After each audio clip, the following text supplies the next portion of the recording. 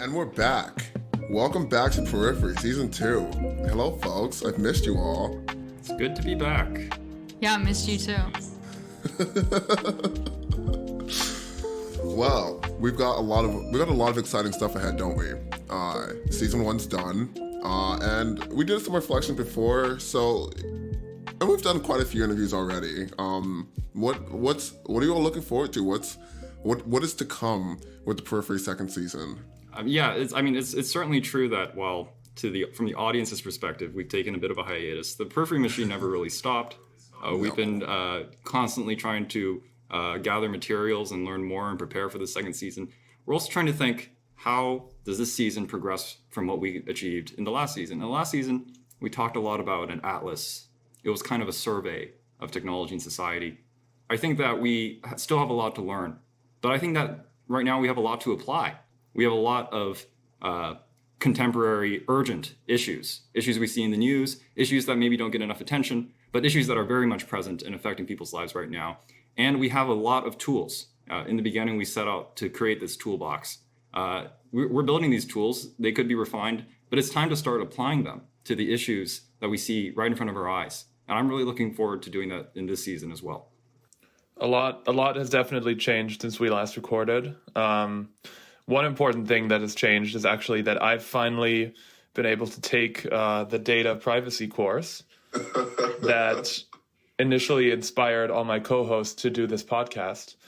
So now that I've really gathered this new expertise, I'm hoping to bring to bear some of that knowledge to our newest content. I think for me, I want to continue something that we did in the first season, which is just be really transparent about our level of like knowing and not knowing in this space. Like, I think that it's especially within Silicon Valley, there's sort of this trap of like pretending that you know things and using certain buzzwords to pretend like you are smarter than everybody else in the room, or at least as smart as everybody in the room. We perhaps have more intimate experience with that than we'd like these days. Yeah. Like very Elizabeth Holmes. But that's an offline conversation. But like I want to continue to not do that. I want to continue to be like a launch pad for people that like us are really here because they're interested in it, not because they're already experts in it. So I just want to keep that going.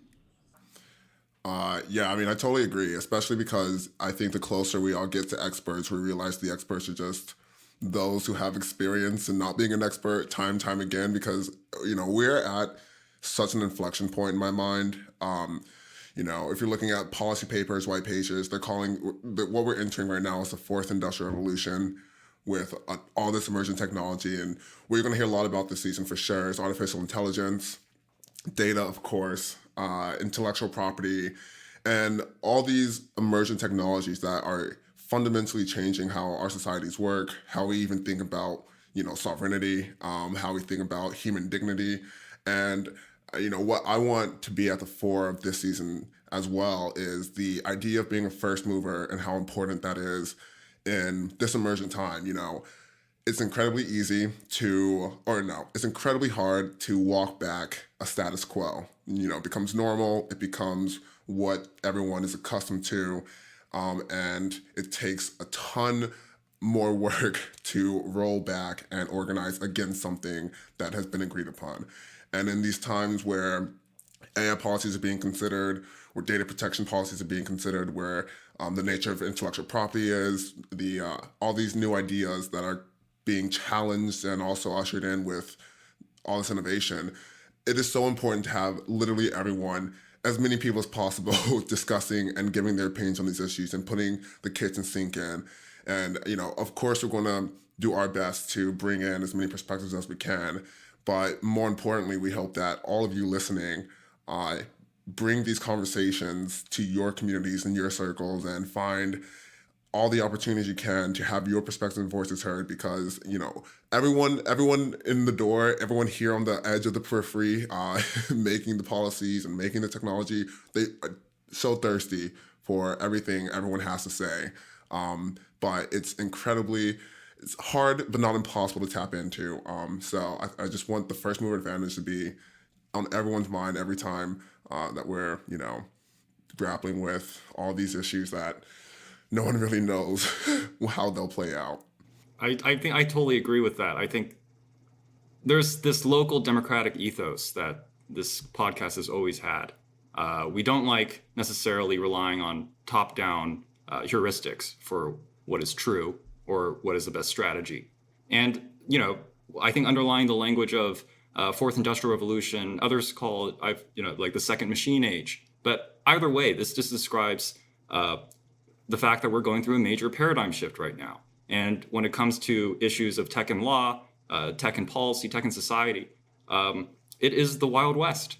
There is, really a lot of opportunity and, frankly, a lot of risks and threats, which is why at these kinds of, disjunctures in history, especially caused by accelerating technology. I mean, for example, the application of crypto to current geopolitical tensions is just one aspect of huge unpredictability, is that we needed to pool as much local knowledge as we can. And we need to get as many people involved because the things that we do now are very heavy. They will impact what we do in the future. Nothing that we can do, that we talk about here on this podcast is discrete or a one-off, because we're laying down precedent. That's what every single conversation that we have where we bring in a new person is doing. And so I think that was one of the major lessons of season one, which is we need to, we live in a very special moment. And in this present moment, creativity is probably our most powerful asset. Mm-hmm. And I think we're bringing in guests that are really on the front lines. And I don't want to disclose too much at this moment because that's still up and coming. But I'm very excited because I think we're bringing in guests who are very much on the front lines and working on these issues day by day. And maybe some of them aren't necessarily names that you would immediately recognize. But that doesn't mean that those people don't have a really interesting perspective. I mean, one thing that struck me when I was taking the data privacy class was that people are still really, we're still kind of desperately trying to use old narratives or old concepts, whether they be inherited from constitutional law or from some other source, to try to explain these technologies and how they apply to us today. But I think we can only go so far with drawing those analogies to the past. And I think what's important is that we talk to people who are kind of actively engaging with those technologies every day and deriving a new set of concepts and a new almost language to talk about these issues. And so I think we can only really get that if we're reaching out to the periphery and not just the experts that everyone else is talking to, because at that point it can kind of become an echo chamber. And so I think one thing that we have really set out to do this season, even more perhaps than we did last season, is to actually just talk to really anyone, because it really it can be astounding how interesting of a conversation you can have with someone who might not necessarily be the first name that you would turn to on any given subject.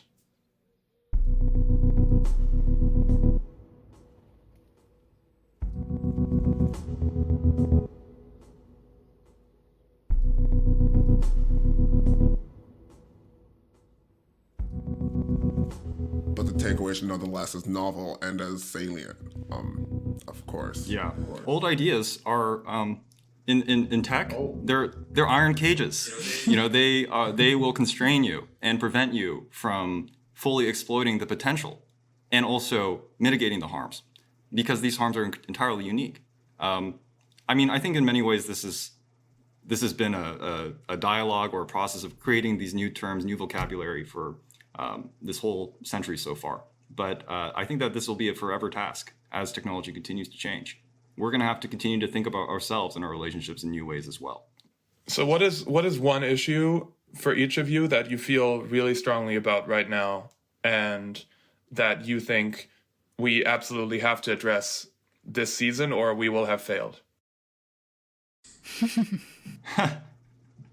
You first, Karl. Now we're getting interviewed. I was actually, I thought of the question before I thought of the answer, but I think That's how we work here. One thing, just to give a little bit of a preview, or one thing that I think we discussed later in the season relating to blockchain and smart contracts is just the potential of that technology to bring people or to solve collective action problems and to kind of mobilize and incentivize people in a completely new way. I hadn't really thought about it in that regard. And I mean, just if we're thinking about climate change especially, but other issues as well, just how much of a collective action problem that is, where you have individual actors, you have corporate actors, you have state actors, and it can just be really complicated getting all of those incentives aligned. And I think a conversation we have later in this season, although it doesn't provide all the answers, I think it provides a really interesting glimpse into how we can tackle just such a massive problem. All right, now everyone else. I can go. I mean, there's so much left to say about privacy from my perspective, and I would really like to do a bit more on like modern surveillance, just forms of modern surveillance, because we sort of talked about the legal landscape, but like there are emerging threats, and I think it would be a really a really helpful conversation if the four of us sort of talk through, first of all, like what those modern surveillance tools are, and also just like what we think about them based on like other legal regimes we're familiar with, or even just like theories of agency or freedom that we adhere to, like, you know, like how do we feel about it? Because I think that I have come to my opinions about like what privacy means to me and what privacy means to us based on like other people doing that. So I'd like to be that lighthouse. We shouldn't forget our roots in privacy. We have to revisit privacy. That's really our bread and butter. Core value. Yeah, I think for me, I mean, there are so many different issues that I think we would be, you know, this is the right forum to tackle. But actually, I just want to bring up the idea that one of the members of our audience brought up. And I think that we'll talk more about his contributions and his ideas later on. But one thing that was very interesting for us last season was the relationship between artificial intelligence applications and systems and issues of just political economy, particularly antitrust. You know, how much antitrust in tech is concentrating power. But we never really kind of merged totally those conversations together. And I think there's a lot of ways you can do that. But one way, which was brought up by this member of our audience, was that AI exploits the individual efforts of people, their creative and their intellectual endeavors, the kind of works that they create. They, under copyright law, they essentially get a lot of rights around this, a monopoly in certain ways to the distribution and use of their creative works. Yet, as we all know, AI is scraping the internet every single day, or the systems that create AI, to create training data sets that allow certain AI systems to do pretty amazing things, create entire poems, finish your essays, have conversations. Make music. Yeah, make listen to AI made music now. That's right. There's a system called Jukebox that makes its own music, and I actually thought they were pretty good. And so that kind of interesting question, though, of when we like, for example, if I'm trying to compose music, I'm listening to music to inspire me to learn how music works. That is essentially what Jukebox is doing. And yet there are a lot of implications there of when I'm creating work, I may expect another human to learn it, but do I want a machine, particularly a machine run by Google or Meta, to learn from it and then potentially even compete or replace me on the market? This is a really interesting issue because this is about incentivizing our own creativity and what it's for, and how much we value the fact of human creativity, or how much we just enjoy these things as products. And so that kind of question of exploitation, it feels like the other side of antitrust and concentration issues, where we all have our own kind of monopolies on our own creative endeavors. But how long can that last? And part of that is also IP, right? I mean, we haven't really talked about IP much, and I think now in season 2, I think we could give IP a try as well. IP being intellectual property for those not as acronymed as us. Intellectual property. I mean, August currently is in the Jules Guard intellectual property. Or wait, no, you just finished it, right? Yeah, I guess technically when this comes out, I'm in it. We always will have be in it too. Yeah, I'll be still doing it. Always one Periphery member in the Jules Guard IP clinic, and always one Periphery member in the Center for AI and Digital Policy. We always have to have some person in those institutions. Yeah, I mean, the And point always is we're somebody, bringing and this always somebody in information a back. privacy class. And Exactly. Right. We always have all bases covered. We're everywhere. I think for me, it's kind of related to actually all of yours. And I think when we have Nora on, it'll really become more apparent. But I think keeping an eye, as I like to say, this is really a society and culture podcast disguised as a tech one. And I think keeping an eye on authoritarianism, fundamental rights, and civil rights as we really discuss this, like what is the real life impact that these discussions actually have on, human dignity, human flourishing, human thought, that really intersects with all of these, with data and surveillance, with intellectual property, with creativity, with all these issues that with the idea that we can solve collective action problems that enable people to make these changes to climate change. These I think have really Change the climate change. really broad and serious relationships to whether or not we live in a flourishing and a really productive democracy, or whether we will devolve into something else that might not be so fantastic. So, that's been something on my mind a lot. August, you mentioned a listener sent in, I believe it's pronounced Avier. I'm so sorry. Please correct us. He sent us this wonderful clip discussing his concerns and what he's excited about. And we will actually use that as we set up that episode where we start getting into more IP issues. And, I want to use this opportunity to both thank AVA and also all of our patrons that came and joined us the conversation with season 1 that are literally allowing us to do season 2. Brendan Bradley, Paul, Derek, Judith, John. Thank you all for so much of your support. And on that note, if you have an idea, a concern, and you want to frame an episode for us that you think we should dive in, we are super encouraging you all to send us an email or an audio file at theperipherypodcast@gmail.com. We really want to hear from you. We really want to use your input and your perspective and put you all at the fore of these conversations that we are just really, really feel really lucky to host and have you listen and chime in on. So if there's nothing else to say, I think let's we'll launch see the you next Periphery. week.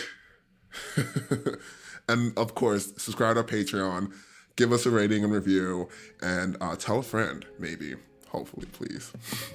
We're looking forward to continuing this journey into the heart of technology and power. I think that this is going to be a great season.